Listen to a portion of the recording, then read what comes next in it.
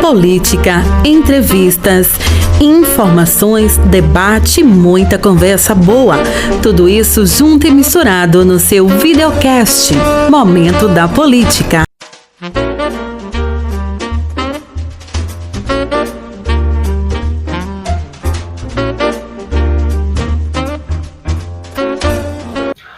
Olá! Seja muito bem-vindo, seja muito bem-vinda! Tá começando mais um videocast Momento da Política, minha gente! Olha, desde já agradecer que você chegou, você que chegou até aqui, seja através do WhatsApp, através do nosso Instagram, através das nossas redes. Muito obrigado! Tá começando mais um episódio, o segundo do videocast Momento da Política, sempre levando para você política, entrevistas, informações, debate e muita conversa boa. E hoje, como sempre, eu não estou sozinho, eu estou acompanhado dela, a minha parceira. Não me deixa no vácuo não, mulher. Segurando aqui o mouse. A minha parceira. Boa tarde. Boa tarde, Gabi. Boa tarde, nossa audiência, por estar nos acompanhando no segundo episódio do videocast Momento da Política, nesse projetinho aí que tá nascendo e crescendo. Muito obrigada a todos que acompanharam o nosso primeiro episódio. Muito obrigada mesmo pelo apoio, pelas mensagens, pelo carinho. Espero que vocês continuem acompanhando a gente no segundo, no terceiro, no quarto e todos os outros que vão vir aí pela frente. Também lembrar todo mundo que esse videocast é transmitido no YouTube toda sexta-feira, no YouTube da Rádio Web A Voz da Gente e também na Rádio Web A Voz da Gente pelo site Radionet, todas as sextas-feiras também, às 4 horas da tarde. Você pode mandar mensagem, comentário em nossos portais, sites. Lembrar do nosso Instagram, que no último episódio a gente não falou. Vou lembrar, a gente tem um Instagram, @Momento da Política. Vai lá, segue a gente, deixe seu comentário, sua crítica, compartilhe com a gente quando você estiver assistindo pra gente repostar em nossos stories e muito mais. Mas vamos hoje tratar de um assunto super interessante, né, Gabi? Com certeza, Camila. Olha, o tema de hoje é os 100 dias do governo Lula. Pois é, minha gente, na última segunda-feira, 10 de abril, o presidente Luiz Inácio Lula da Silva se reuniu com os ministros do seu governo para debater os 100 dias desse. Olha, esse governo é um governo que veio de uma eleição histórica, é o primeiro governo, né, o primeiro presidente a estar governando o país pela terceira vez. Ele veio de uma eleição apertadíssima, histórica, e também foi um governo em que as pessoas no dia da posse, principalmente os apoiadores, colocaram muita expectativa, foi muito entusiasmo.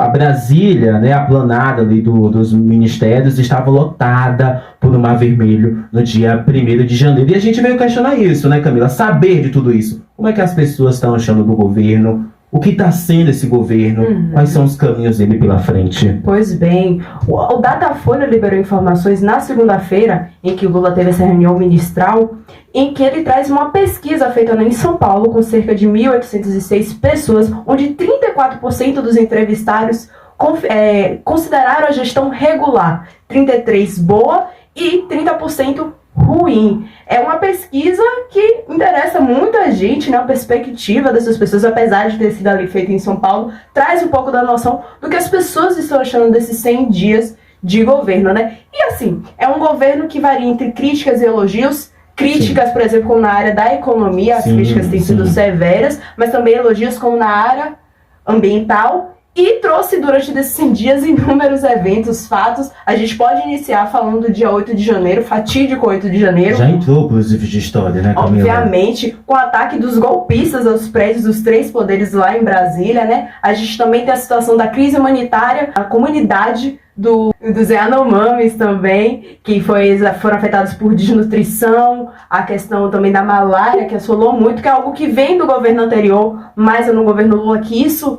tem efetivamente ganhar atenção do grande público, né? E também o que mais, Gabi? Olha, Camila, a eleição foi pautada na economia, né? Como o governo vai ganhar a economia, o governo que ganhar? E muito foi cobrado do presidente, né, agora presidente Lula, questões como Bolsa Família, questões de emprego. A gente destaca nesses 100 dias a volta do Bolsa Família,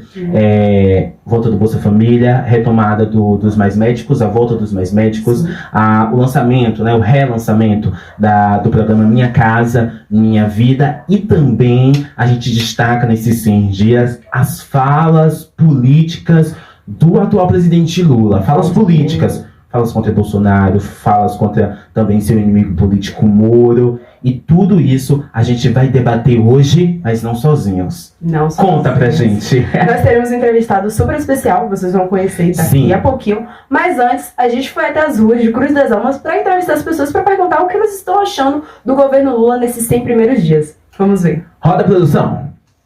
Rito Rodrigues. Senhor, o que é que você está achando do governo Lula até o momento?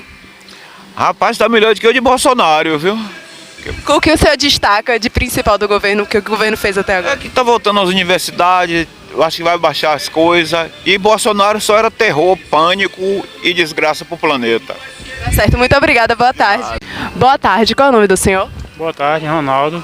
Seu Ronaldo, o que é que você está achando do governo Lula até o momento? Rapaz, até o momento eu não estou achando muito legal não, porque a proposta dele, o que ele proporcionou da proposta, ele não está cumprindo, entendeu? Então eu não estou achando legal não, ele está devendo muita coisa aí, tem muita coisa pendente. Entendeu? Qual o senhor acredita que seja a principal falha do governo Lula no momento? A falha dele é o prometer, né, e não cumprir. Então, muitas pessoas que acreditou nele hoje estão arrependidos, entendeu? Muito obrigada, boa tarde. Boa tarde, de nada. Pode ir. Boa tarde, qual é o seu nome? Alexandre. E o seu? Alan. O que vocês estão achando do governo Lula até o momento? Eu vou dizer que razoável, porque tem pouco tempo de governo e não dá para tirar uma conclusão exata. E também não sou muito ligado na política, eu não posso dar uma opinião concreta. E você? Eu tô achando bom. Podia dar umas melhoradazinhas, né, em algumas coisas, mas como ainda tá no começo ainda assim, vai que ele melhore alguma coisa, mas eu tô achando bom, tá muito bom. E o que você acredita que possa melhorar? A parte da saúde e a parte da educação, que a gente tá vendo os acontecimentos que tá tendo aí, né? Aí eu acredito que ele vai melhorar mais um pouquinho isso aí. Você também apontaria algo para melhorar no governo? Eu diria que a parte da saúde, ela tá bem precária, porque sempre foi, né? Não importa o governo, sempre tiveram um descaso com a saúde, então é uma das coisas que precisa muito melhorar. Ok, gente, muito obrigada, boa tarde. Boa tarde por nada. Boa tarde. Tá aí, vocês conferiram a nossa entrevista com os cruzalmenses, eles falando aí o que estão achando do governo Lula 3, esses 100 dias, esses 3 meses, né, Camila? Exatamente, mas agora a gente vai dar um intervalozinho para você que está nos acompanhando no site Radionet, lá ao vivo na nossa rádio web, a voz da gente, e a gente volta já já. Voltamos já já com o nosso entrevistado de hoje. Estamos de volta aqui no seu videocast Momento da Política. Um rápido intervalo para você que está acompanhando a gente através da rádio.net. E olha, agora voltamos já com a presença aqui, dessa vez online, do nosso entrevistado. A gente vai bater um papo com ele sobre os 100 dias do governo Lula. E Camila, conta pra gente quem é o nosso entrevistado de hoje. O entrevistado de hoje é Augusto Souza de Sá Oliveira. Ele é pós-doutor pela USP, doutor em Ciências Sociais pela UFBA, mestre em Comunicação e Cultura Contemporânea também pela UFBA, especialista em Estado e Sociedade no Nordeste pela Universidade Federal de Sergipe e atualmente é professor adjunto do Centro de Cultura, Linguagens e Tecnologias Aplicadas da UFRB, nossa universidade. Nossa universidade. Professor, muito obrigada pela presença, muito obrigada por ter aceitado o nosso convite em participar do videocast Momento da Política, né, Gabi? Sim, professor, desde já agradecemos a sua presença aqui no nosso videocast, por ter aceitado o nosso convite para ajudar a gente a explicar, né, esses 100 dias desse governo que já parece 1 ano, 2 anos, para os nossos espectadores. Pois bem, vou começar com a primeira pergunta, professor. Eu gostaria de saber do senhor o que você aponta como o grande erro e o grande acerto desses 100 primeiros dias do governo Lula. Boa tarde, Camila. Boa tarde, Gabriel. Eu que agradeço ao convite. É uma honra estar aqui com vocês para contribuir com esse trabalho tão bonito e tão importante que vocês estão fazendo, que é discutir a política no Brasil. Nós não podemos temer a política, nem nos afastar da política como se ela fosse coisa de gente de segunda classe. Não. O homem é um ser político e nós temos que resolver as questões da sociedade através da política. Então, é isso que vocês estão fazendo, trazer a política para o centro da discussão, inclusive dentro da universidade, é muito importante. A pergunta que você faz, Camila, é uma pergunta extremamente sagaz e difícil de ser respondida. Qual é o principal acerto do governo Lula e qual é o principal erro? Eu vou tentar, nesse emaranhado de situações diversas, distintas e problemas que têm aparecido no Brasil, né, que vivemos nesses 100 dias. O Gabriel foi muito feliz, são 100 dias que parecem já 100 anos, aconteceu muita coisa, é um país que de tédio a gente não morre. De tédio a gente não morre. Não morre. Porque você vai dormir, o Brasil é um, você acorda, o Brasil é outro. Você tem a sensação de que não acordou no mesmo país. Eu vou, digamos assim, pescar nesse emaranhado de eventos, nesse caleidoscópio de acontecimentos que às vezes a gente acha desconexos, o que me parece que foi o maior acerto do governo Lula. A perspectiva de reconstrução nacional. Ou seja, o país estava arrasado, o país estava destruído, o país precisava ser e precisa ser reconstruído. Nesse sentido, eu acho que o governo Lula, eu gostaria de avaliar o governo Lula em duas perspectivas. A perspectiva externa e a perspectiva interna. Então, nessa ideia de reconstrução, na política externa, eu diria que o Brasil volta ao conceito das nações. O Brasil estava fora, o Brasil estava fora do mundo, era um pária. O Brasil era como se fosse um leproso, alguém que ninguém queria chegar perto porque corria o risco de contaminação. Com todo respeito a quem tem doenças contagiosas. Mas essa ideia de que o Brasil era algo nocivo, que nenhuma liderança mundial queria se aproximar, era uma coisa muito forte até o ano passado. Lula, em menos de 100 dias, ele já se reuniu com os dois principais líderes do mundo. O presidente Joe Biden, dos Estados Unidos, e o presidente da China, Xi Jinping. O Brasil assume, inclusive, agora a presidência do Banco dos BRICS, com a ex-presidente Dilma. Esse papel que o Brasil vai exercer à frente da presidência do Banco dos BRICS será muito importante, porque Lula fez um discurso hoje que pode estar dando início a uma nova era, a era do fim do dólar como moeda universal. Então já há a perspectiva de que o Banco os BRICS, ele financie projetos em moeda local. E que o comércio se dê entre dois países como Brasil e China, por exemplo, em moeda local. Não sei exatamente como vai ser isso, se vai ser na nossa moeda, na moeda dos chineses, mas, enfim, sem a intermediação do dólar. É um surgimento de um novo mundo, um mundo onde o dólar não será mais a moeda universal. E isso fortalece a ideia de um mundo multipolar.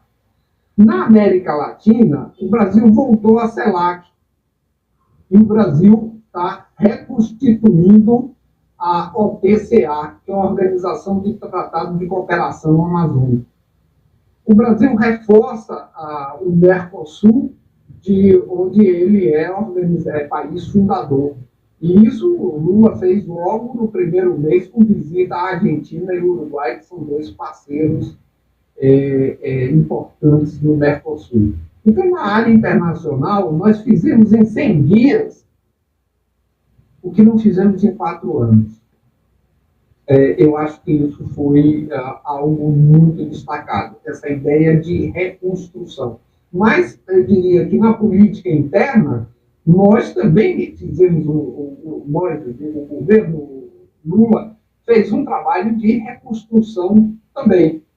Reconstruir políticas sociais, no Bolsa Família, Minha Casa Minha Vida. É muito importante dizer que o Minha Casa Minha Vida retornou na cidade de Santo Amaro. Lula lançou novamente o programa Minha Casa Minha Vida em Santo Amaro, onde nós temos um centro, o Secult, ao qual eu sou vinculado, como você falou na apresentação, Camila. Mais do que isso, o governo reconstruiu o MINC, o Ministério da Cultura. A cultura tinha sido jogada na lata do lixo no Brasil e isso foi reconstruído. É claro que isso é um processo, não é um estalar de dedos, não é um passe de mágica, mas o processo de reconstrução do MINC começou na própria Constituição do governo. O Ministério também de Defesa do Ambiente, a ministra Marina Silva, ela vai ter um trabalho de reconstruir esse ministério, que ele foi jogado às traças, ele foi destruído propositadamente. A criação do Ministério dos Povos Originários não é exatamente um caso de reconstrução, é um caso, pelo contrário, de um passo à frente, mas eu diria que está dentro desse quadro geral de reconstrução do país. E, principalmente, a reconstrução dos ministérios da área econômica. Acabou aquele superministério onde Guedes fazia e desfazia, fazia o que queria, fez todos os absurdos que pôde, para reconstruir, do ponto de vista político e administrativo, a organização da economia brasileira, com o Ministério da Fazenda, o Ministério do Planejamento, o Ministério da Indústria e Comércio, cada qual atuando na sua área em conjunto, porque são ministérios da área econômica, mas cada qual desenvolvendo o seu papel. Então, para sintetizar, eu diria que o trabalho de reconstrução foi a principal virtude do governo Lula. O principal defeito, eu diria que o principal defeito é a morosidade com que o governo faz certas coisas. Nós entendemos que a política tem seu tempo próprio, mas é preciso que o governo seja mais célere. O Brasil é um país que não pode esperar. Já passou, nós vivemos aí, desde o impeachment, períodos terríveis, e há coisas que não podem andar num ritmo muito lento. Então, eu diria que esse foi o principal defeito. Professor, agora eu quero falar de números. O senhor diz, o Datafolha diz que 51% da população acha que Lula fez menos do que o esperado. E aí chega até a ser engraçado que o senhor acaba de dizer que o Brasil é um país que não pode esperar. A população colocou muita expectativa nesse governo. A gente viu Brasília lotada no 1º de janeiro, na posse, e as pessoas querem ver as coisas chegando. Esse 51% está impaciente. Professor, a pergunta é o seguinte: como Lula, como governo, deve resolver isso daqui para frente? Boa pergunta, muito interessante, Gabriel. É compreensível. É compreensível que o povo brasileiro, como eu disse, muito sofrido, esteja impaciente, queira maior celeridade. É perfeitamente compreensível. O que eu acho que o governo precisa é definir com maior clareza e apresentar isso à nação, a sua política macroeconômica. Porque nós temos visto políticas sociais, a volta do Bolsa Família, ampliado, melhorado, a volta da Minha Casa Minha Vida, mas o povo brasileiro quer saber fundamentalmente para onde vai o Brasil do ponto de vista de uma política macroeconômica. Que isso envolve crescimento econômico, envolve emprego, né? Nós ainda temos taxas elevadíssimas de emprego. O governo sinalizou bem com o aumento do salário mínimo acima da inflação, mas nós não temos ainda um cenário muito claro. Um professor que eu gosto muito, que é o Paulo Nogueira Batista Júnior, disse assim: olha, o governo não pode ser visto como um cachorro que late, mas não morde. A questão dos juros, por exemplo, o Lula não pode ficar aí, ele já está meio afônico, né, do tanto que ele fala, ele não pode ficar aí gritando contra os juros e não acontecer nada. É preciso que o governo seja mais incisivo nessa questão dos juros. E enfrentamento de como não tem cabimento, economistas do mundo inteiro já deram um depoimento favorável a Lula, que não tem cabimento a uma inflação de 5% e uma taxa de juros de quase 14%, de 13,75%. Não tem cabimento. É uma taxa de juros real de 8%. A taxa de inflação no Brasil hoje é próxima dos Estados Unidos, coisa que nós nunca tivemos.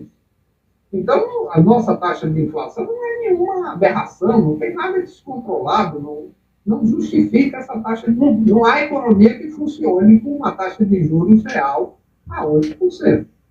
Isso precisa ser enfrentado de forma mais clara. O governo, tá bom, vem a reforma fiscal, ótimo, vem a questão do teto de gasto, nós precisaremos ver como é que está o projeto final, como é que isso vai ser realmente enfrentado, se vai ser enfrentado ou se vai ser um remendo, mas as coisas não podem andar do jeito que estão andando. Isso aí é uma bomba relógio. Se você começar a baixar a taxa de juros hoje, o efeito disso é, na melhor das hipóteses, no ano que vem. Lá no segundo semestre do ano que vem. Então, se você deixar para começar a baixar a taxa de juros no ano que vem, quando ela tiver algum resultado, o governo Lula já acabou. E isso não pode, o governo não pode aceitar isso pacificamente. Tem que agir de forma mais incisiva. Como disse o professor Paulo Nogueira Batista Júnior, o governo não pode ser visto pela sociedade como um cachorro que late, mas não morre. Tem que começar a morrer. Professor. Uma das grandes questões atualmente do governo Lula é a construção de uma base dentro do Congresso Nacional, né? Sobre como o governo vai atuar para construir essa base. Eu gostaria de saber do senhor, professor, quais estratégias o senhor acredita que o governo vai adotar, Lula irá adotar, para construir essa base dentro do Congresso Nacional? Olha, essa é uma questão bastante delicada, Camila. Veja bem, nós temos um país imenso, um país gigantesco, um país que é muito diversificado, né? A sociedade brasileira é muito heterogênea, ela é muito desigual, profundamente desigual do ponto de vista social. Nós temos problemas gravíssimos, como ainda a permanência do racismo, a permanência, uma violência latente na sociedade brasileira, tudo que foi muito reforçado nos últimos anos, né, a se resolver tudo, a se resolver uma briga de trânsito na bala, no tiro. Então, é uma sociedade muito autoritária. Eu não sei se vocês sabem, nós tivemos o maior partido fascista do mundo fora da Europa, que foi a Ação Integralista Brasileira. Esse partido fascista, que era abertamente fascista, o Plínio Salgado chegou a ir à Europa, à Itália, visitou Mussolini, esteve com Mussolini, era admirador de Mussolini. Tinha características, né? O Mussolini era jornalista, como vocês, de repente vocês viram chefe de Estado. O Plínio Salgado também era jornalista e escritor. E o partido que era chamado Ação Integralista Brasileira era um partido fascista no Brasil, na década de 30, que teve figuras como aquele jurista cujo filho está aí, Miguel Reale Júnior. O pai dele, Miguel Reale, era um dos fundadores do fascismo brasileiro, era uma das cabeças pensantes. Então, quer dizer, o Brasil é um país estruturalmente com uma influência fascista muito grande. Isso não desapareceu da sociedade brasileira. A ação integralista foi colocada na ilegalidade, etc. e tal, enfim. Mas isso não desapareceu. A tendência autoritária da sociedade brasileira está em uma ditadura militar de 21 anos. 64 a 85.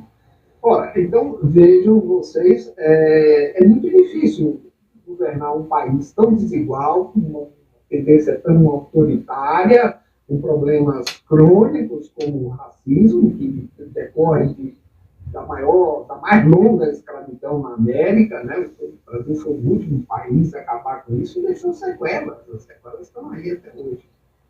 Vocês viram um episódio recente no Rio de Janeiro, uma senhora pega a coleira de um cão, a corrente de prender um cão, e tenta atacar, ela ataca efetivamente um motoboy como se ele fosse um escravo, que ela pudesse surrar com um chicote. Então, vocês viram que essas coisas, infelizmente, estão presentes. Ora, como lidar com um Congresso que é muito fisiológico, esse é um problema, e que, em grande medida, representa essa diversidade de um país continental, né? Um país cuja população é uma das maiores do mundo. O que nós temos no Brasil é o que o professor Arendt chamou de presidencialismo de coalizão. Então, o que acontece? O governo eleito ele nunca se elege por maioria. Por quê? Porque são 30 partidos. É difícil a coligação partidária que elege o presidente ter a maioria dentro do Congresso Nacional. E isso termina implicando que tem que negociar lá dentro do Congresso, no sentido de alcançar a maioria. Por que é difícil? Por que vai ser muito difícil? Porque o governo Lula é visivelmente um governo progressista, um governo de centro-esquerda. Eu acho que Lula é o cara mais à esquerda dentro do governo dele. Ele que tem que ficar puxando os ministros para a esquerda, quando deveria ser o contrário. Os ministros deveriam dizer, presidente, vamos para cá, para a esquerda, não vá para lá, não. Mas é o contrário, é ele que puxa os ministros quando estão dando escorregadela na direção da direita. Ele é extremamente habilidoso, ele é um negociador nato, e ele vai ter que intervir diretamente nesse processo, porque o Congresso é um Congresso reacionário. Eu não diria nem conservador. Conservador ele sempre é. Mas nós temos um Congresso aí cuja parcela significativa dele é uma parcela reacionária. Então, vai ter que haver muita negociação para que Lula consiga aprovar projetos fundamentais para o governo. Isso vai acontecer ou não? Eu não sei te dizer. Eu espero que sim. Mas ainda não tivemos um teste de força lá dentro. Os dois principais projetos aí, tudo que foi colocado como medida provisória vai ter que passar no Congresso Nacional. Isso vai ser já um teste. Então, por exemplo, Bolsa Família, Minha Casa Minha Vida, tudo voltou como medida provisória. Vai ter que ser submetido ao Congresso Nacional. Vamos ver se isso vai ser aprovado ou não. Vai ser um teste de força, uma queda de braço. Eu acredito muito na capacidade de negociação de Lula. Ele tem uma experiência na vida toda, né? Desde dirigente sindical lá na década de 70, dirigente do Sindicato dos Metalúrgicos, acostumado a sentar com os grandes empresários brasileiros para negociar. Então, isso é a praia dele. Ele é talentoso nisso e eu espero que ele intervenha diretamente, porque a batalha dele no Congresso Nacional vai ser muito dura, já que o governo, no sentido mais, no seu núcleo duro, aqueles partidos de esquerda, ali o PT, o PCdoB, o PSOL, e talvez mais o PV, talvez mais um ou outro, aquele núcleo mais fidelizado ao governo, ele é muito pequeno, ele não chega, não tem um número exato agora, mas ele fica no máximo em torno de 150 deputados, o que é menos de um terço do Congresso Nacional. Então, esse vai ser um problema muito sério para o governo.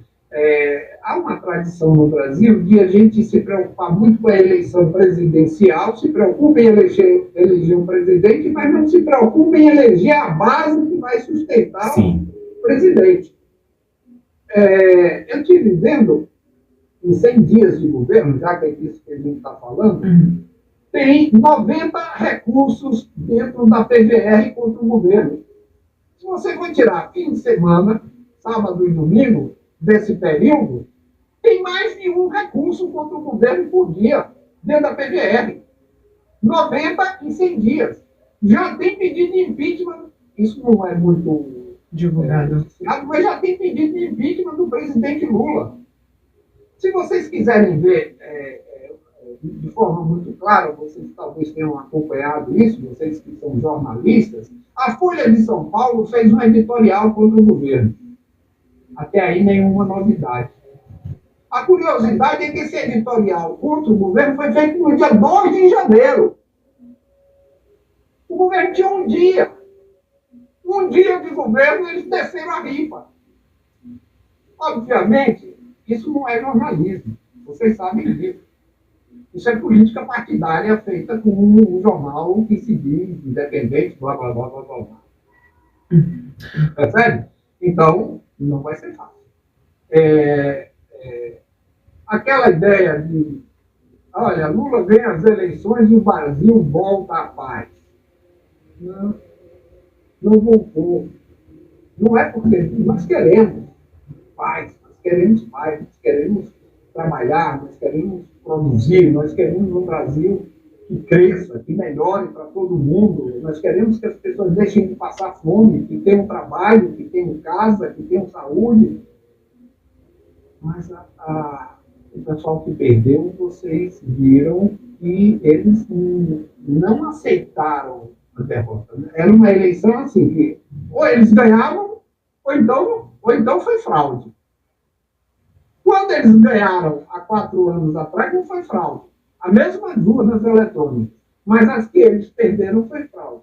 A mesma urna eletrônica que elegeu Moro, Dallagnol e toda essa turma da extrema-direita, não foi fraude. Inclusive a esposa dele também, que foi eleita deputada de São Paulo, etc., não foi fraude. Mas a eleição de Lula foi fraude.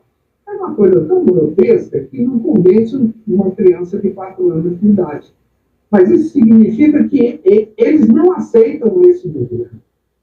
não aceitam o que é um governo democrático e legitimamente eleito pelo povo. Então não vai haver paz, não vai haver tranquilidade. Né? E isso vai se refletir dentro do Congresso Nacional. Já está se refletindo, como eu falei, o governo ainda não teve nem tempo de errar para alguém estar entrando com pedido de impeachment. Professor?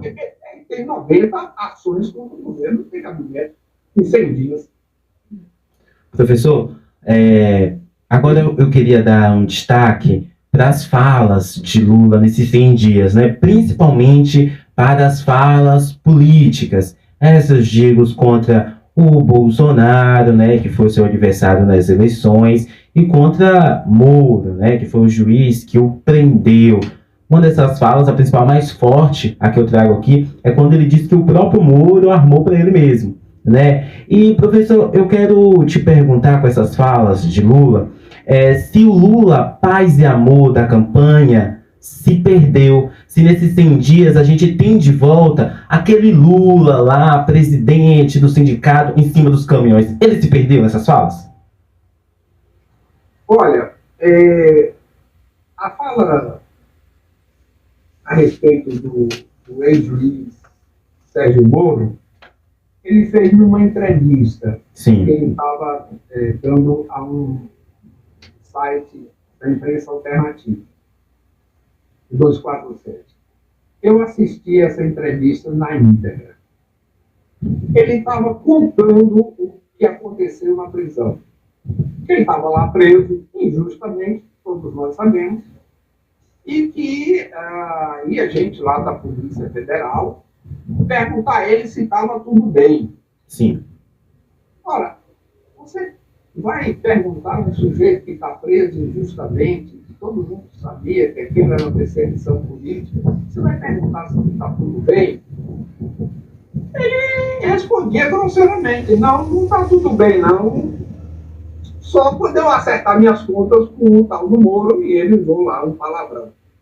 Ele estava contando um momento pretérito, um momento que ele passou na prisão. Os 580 dias de prisão, que até agora ninguém diz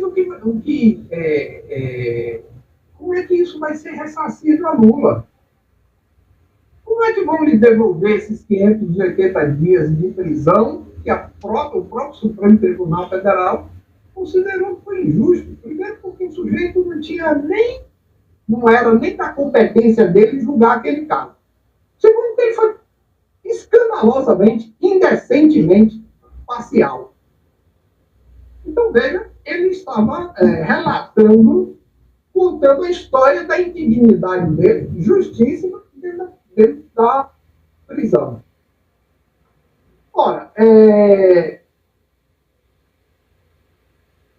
isso aí foi tirado do contexto e foi dito que Lula xingou o Moro e tal. Eu reparo porque na política brasileira, como eu disse aqui no início, o Brasil é um país muito violento e isso repercute na política brasileira. Porque ela é feita com muita grosseria, com muita agressividade, com muita violência e tal. Mas basta o Lula contar uma passagem do tempo dele, da prisão, o que ele disse ao delegado que foi lá perguntar ele se estava tudo bem, você pode considerar até que é uma provocação. O sujeito está preso. Injustamente, você vai lá perguntar se está tudo bem? É a mesma coisa, sua mãe falece, alguém vem perguntar, você está feliz? Isso funciona como uma provocação, né? E ele, então, se referiu às palavras que ele usou lá na ocasião. Mas isso foi suficiente para a imprensa brasileira chamar Lula de revanchista, que Lula voltou para se vingar e blá, blá, blá, blá, blá, blá. Toda sorte de violência é feita na sociedade brasileira, mas recai sobre Lula essas características. Quando ele, a meu ver, às vezes até excessivamente conciliador. Né? Às vezes ele exagera, no meu ponto de vista, conciliar demais com com situações que não deveria conciliar tanto, afinal de contas ele é chefe de Estado, ele foi eleito para governar.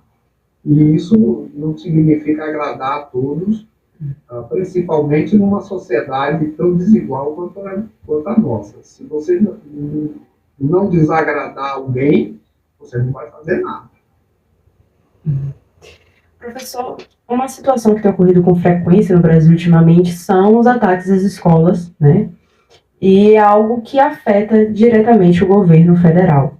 Eu gostaria de saber do senhor, assim, já destacando que o ministro Flávio Dino, desde ontem, já se pronunciou em relação a algumas medidas, mas eu gostaria de saber do senhor, professor, quais outras medidas você acredita que o governo deve adotar para enfrentar essa situação de violência nas nossas escolas? Olha, eu acho que aí é uma área que, se voltarmos lá ao início da nossa entrevista, aquelas perguntas, eu não vou dizer que é a principal falha do governo, mas é uma área onde o governo precisa agir com mais intensidade, que é a área da educação e saúde, porque são áreas que precisam ser reconstruídas. E essa reconstrução não pode significar apenas voltar ao que era antes. Nós temos que dar um passo gigantesco à frente. Tanto em termos de saúde, do SUS. O SUS mostrou a sua importância durante a pandemia. Se não fosse o SUS desse país, não sempre teria sido esse país, da população que não tem plano de saúde particular. Né? Nós teríamos uma tragédia muito pior do que a imensa tragédia que já foi.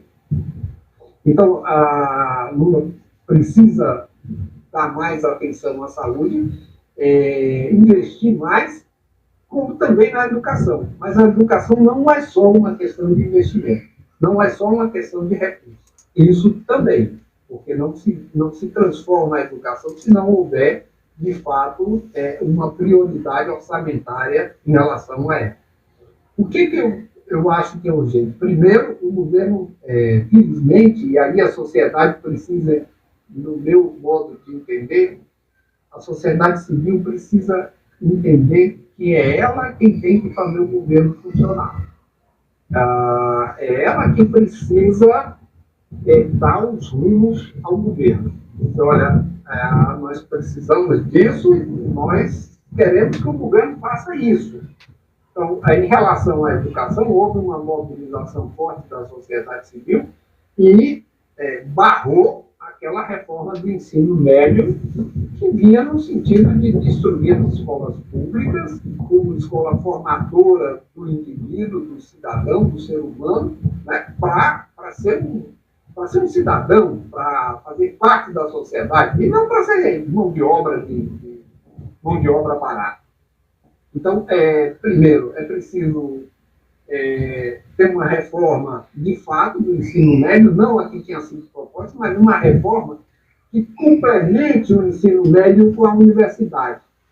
E o trabalho de formação do cidadão que a universidade tem que fazer, e a UFRB se dedica muito a isso, ele seja iniciado no ensino médio. Que essa relação ensino médio e universidade seja muito mais próxima, que o trabalho que a universidade faz seja iniciado no ensino médio, para que a gente não pegue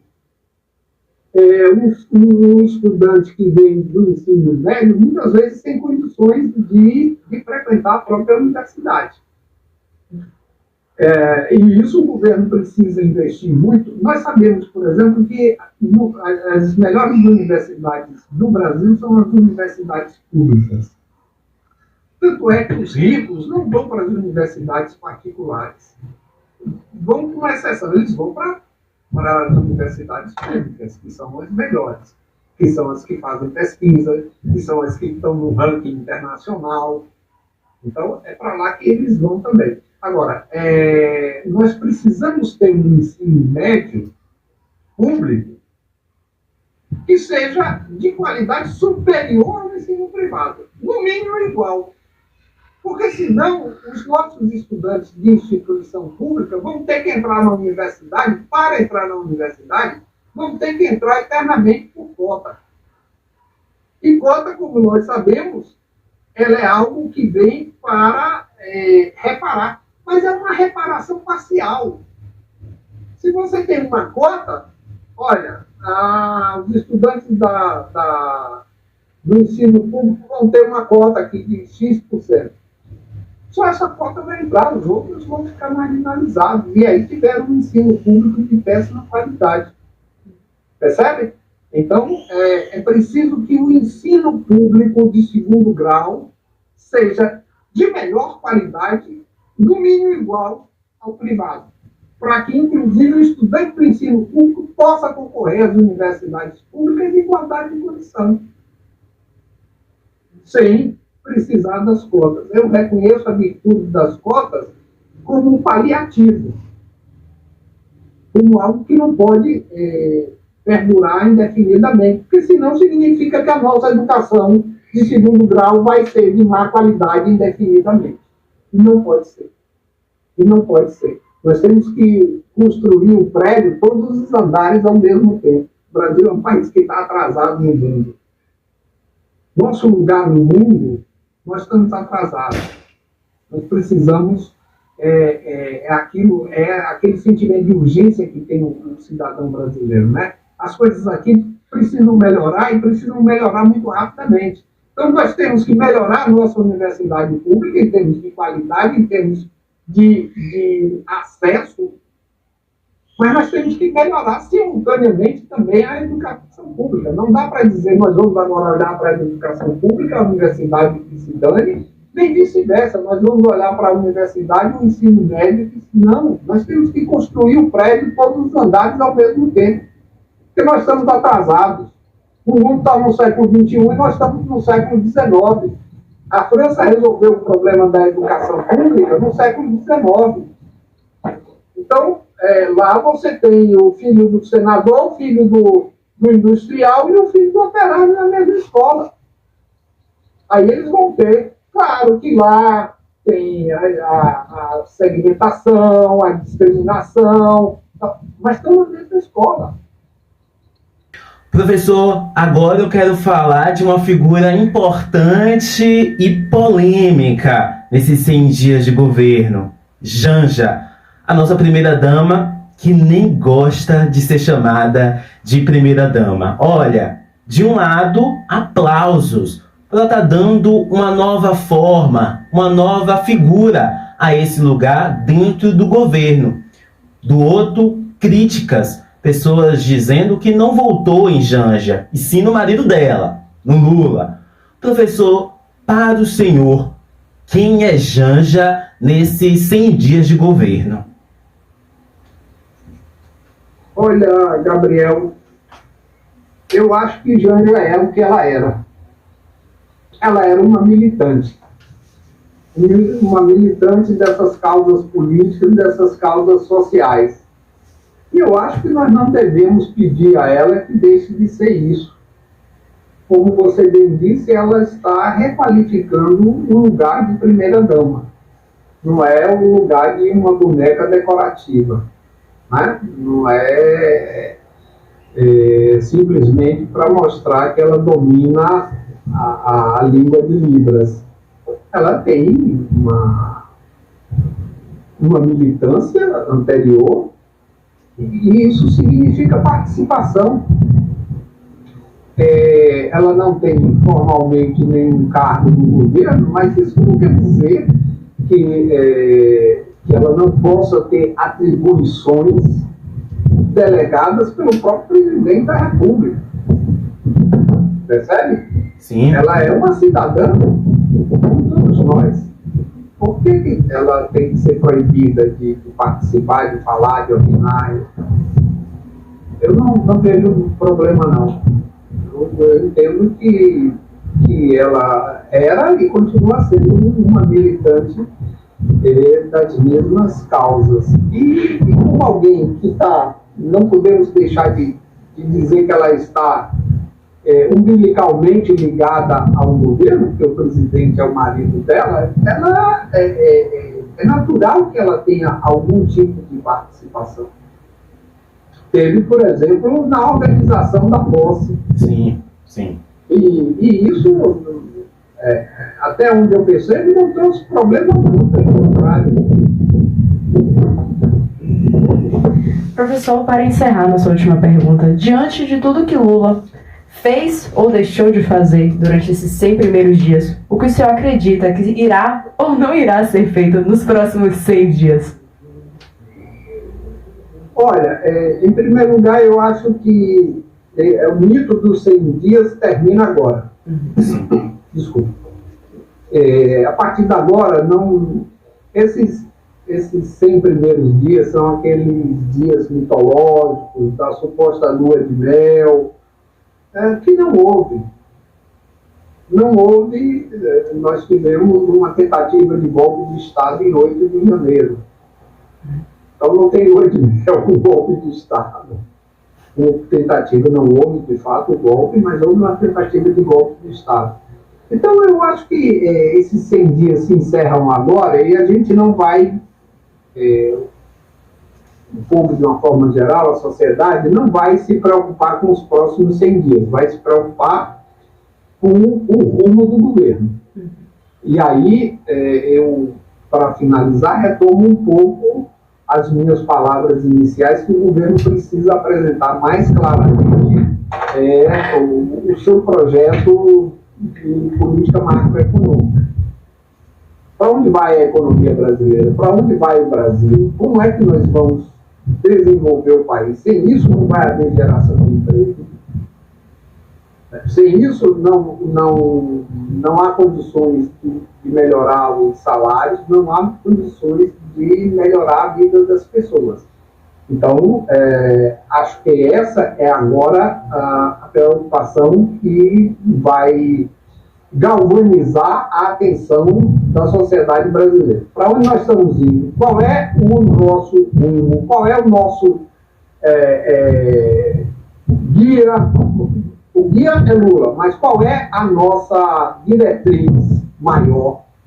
Como é que nós vamos fazer o desenvolvimento da economia? Não basta controlar a inflação, porque os neoliberais costumam dizer que a inflação prejudica o pobre, que ela prejudica essencialmente o pobre. Então eles adotam certas medidas, como a elevação da taxa de juros, dizendo que está evitando com isso o aumento da inflação. Primeiro, não é verdade que a inflação no Brasil não é inflação de demanda, então não adianta você aumentar a taxa de juros. Então já não é verdade por aí. Mas mesmo que fosse verdade, é preciso ter claro, e os neoliberais sempre escondem isso, que se a inflação ela prejudica as pessoas de menor renda, o desemprego mata.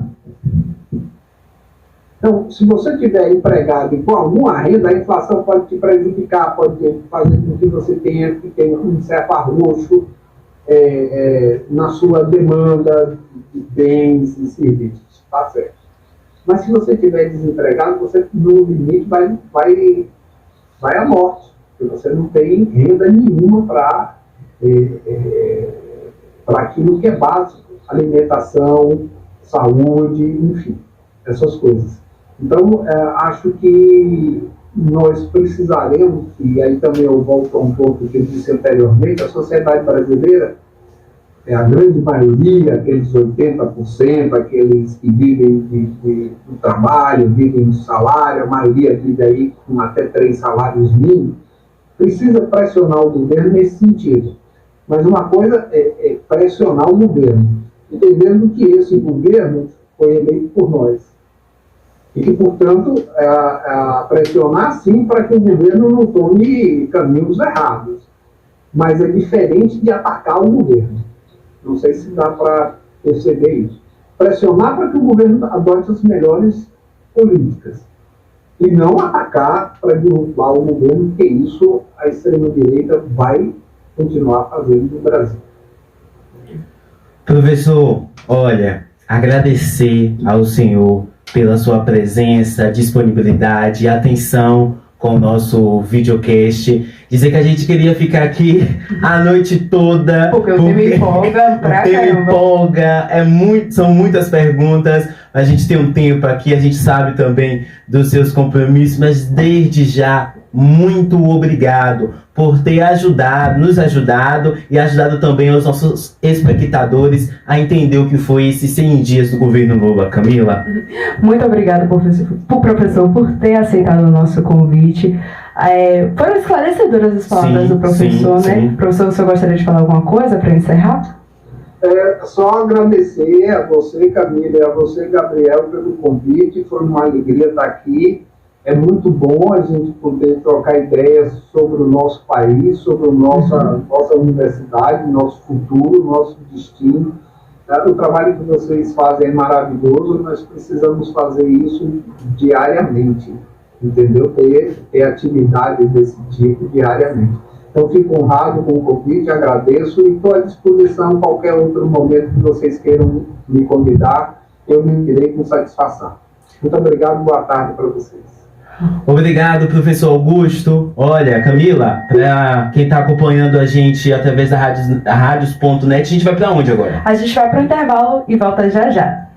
Olá, você que está nos acompanhando pela Rádio Net, ouvindo a nossa Rádio Web, a voz da gente. Lembrando que a gente está lá todas as sextas-feiras, às 4 horas da tarde, assim como no YouTube da Rádio Web, a voz da gente. Nos sigam nas redes sociais também, vou lembrar aqui com frequência agora o nosso Instagram, @Momento da Política. E agora a gente vai ter o quê, Gabi? Olha, Camila, depois desse bate-papo super legal com Augusto, onde aprendemos muito, fizemos essa análise dos 100 dias do governo Lula, a gente vai pro nosso giro de notícias, gente. Saber o que de importante aconteceu no mundo da política essa semana, Camila. Vamos lá, então roda o nosso giro. Giro de notícias. Lula chegou à China. Conforme informações do Correio, Lula chegou nesta última quarta-feira, 12 de abril, à China, onde participará da posse de Dilma Rousseff na presidência do novo Banco de Desenvolvimento, que faz parte do BRICS, e visitará uma fábrica de uma empresa. Providências contra os ataques nas escolas. Conforme informação do portal de notícias G1, na quarta-feira, 12 de abril, o ministro da Justiça do governo Lula, Flávio Dino, apresentou medidas para melhorar a segurança das escolas, após os ataques ocorridos nos últimos dias. O ministro afirmou em relação às ameaças presentes nos ambientes virtuais que, abre aspas, a Secretaria Nacional do Consumidor vai instruir imediatamente processos administrativos para apuração de responsabilidade de cada empresa, em face da eventual violação do dever de segurança e do dever de cuidado em relação aos conteúdos vinculadores e conteúdos danosos perigosos. Fecha aspas. Tá faltando cadeira no plenário. Os mandados coletivos se tornaram a grande polêmica nos últimos dias na Câmara de Vereadores de Salvador.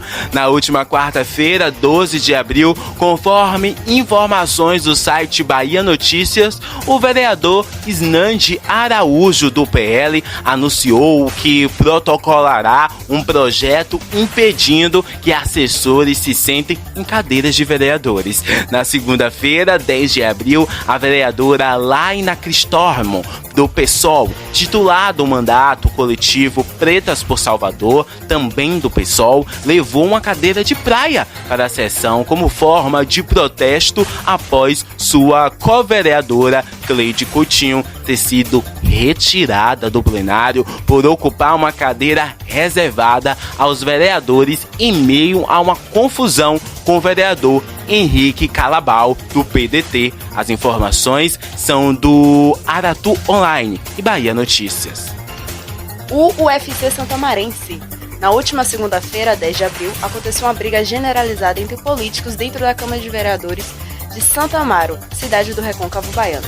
Tudo ocorreu durante uma sessão em que os vereadores Nelson da Pesca, PSDB, e Fabinho Malhado, PCdoB, retomaram seus mandatos que estavam cassados desde 15 de dezembro do ano passado, período em que ocorreu as eleições da Câmara da cidade, que à época era presidido por Luciano Caldas, que foi posteriormente destituído do cargo.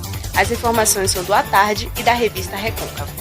Absolvida! Conforme informações do Forte na Notícia, foi publicado na segunda-feira, 10/4, que Domingas da Paixão, ex-prefeita da cidade de Governador Mangabeira, foi absolvida pelo TRF1 quanto à acusação de não prestação de contas de convênio com a Funasa.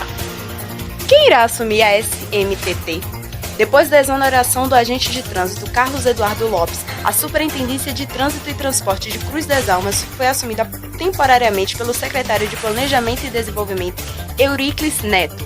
Porém, já há nomes sendo cotados para o cargo, como é o caso do ex-vereador Toinho da Boina, PT, o que já assumiu o cargo durante o governo de Orlandinho, ex-prefeito da cidade. Todas as informações são do Forte na Notícia e da revista Recôncavo. Uma questão de urgência. Conforme o Forte na Notícia, a vereadora Camila Moura solicitou em sessão na Câmara de Vereadores, na última segunda-feira, 10 de abril, um aumento de rondas nas escolas por parte da Guarda Municipal, a fim de aumentar a segurança nesses ambientes que nos últimos dias têm se tornado palcos de tragédias. Ademais, ela também propôs a qualificação e treinamento para todos os porteiros da creches, escolas, colégios municipais. As mais novas do São João de Cruz das Almas 2023. Sarapatel com Pimenta é a mais nova atração confirmada para a festa junina da cidade. Mas não é somente isso. Cruz das Almas representará o São João da Bahia na cidade de São Paulo, como parte do evento Projeto São João da Bahia. As informações são do Forte na Notícia. Tá aí, esse foi o nosso giro de notícias, te deixando muito bem informado do que aconteceu no mundo da política essa semana. O que você precisa saber, Camila Silva. Exatamente, já estamos encerrando mais um episódio. Já, menina. Já o nosso segundo Maria, episódio. Bimba, me dá mais uma hora aí, menino. Miguel. A gente tem que ajeitar isso aí, viu? Quem sabe nos próximos, hein? Pois bem, pessoal, a gente está chegando ao fim de mais um episódio. Queremos agradecer a todos que ajudaram a gente a construir esse episódio, as pessoas na rua, o nosso especialista também. Sim, o Augusto. É, exatamente, o Dr. Augusto. E todos os outros que estavam na produção, a Anailton, que está aqui hoje acompanhando a gente também. Bimba da gente, Fábio. Exatamente. Como chama de Fábio, eu falo, quem é Fábio, gente? É o Bimba. Alô, Bimba. Pois bem, gente, lembrar vocês, que eu lembrei o programa todo, porque eu preciso reforçar essa mensagem, que a gente está no YouTube da Rádio Web A Voz da Gente, todas as sextas-feiras, 4 horas, assim como você também pode escutar a Rádio Web A Voz da Gente no site Rádio Net, nos acompanhe no Instagram, @Momento da Política, nos deixa uma mensagem, um áudio, um vídeo, um carinho, um cheiro, um beijo no nosso WhatsApp, que tá aparecendo aqui algum local que ainda não gravei, pra onde é que vai. E o que mais, Gabi? Olha, o projeto Momento da Política, o nosso videocast, faz parte da Rádio Web A Voz da Gente. Pois é, Rádio Web A Voz da Gente, o novo veículo de comunicação aqui de Cruz das Almas, novo não, é um ano, recém-nascido ainda. É o veículo de comunicação aqui de Cruz das Almas, com vários programas pra te deixar muito bem informado, te levando músicas também no seu dia a dia. Olha, eu vou ficando por aqui, agradeço a você pela audiência, tá bom? Curte, comenta e compartilha aí pra gente, e a gente se encontra no próximo episódio do videocast, se Deus quiser. Parceira, muito obrigado, viu? Muito obrigada. Tchau, Valeu, tchau, gente. gente.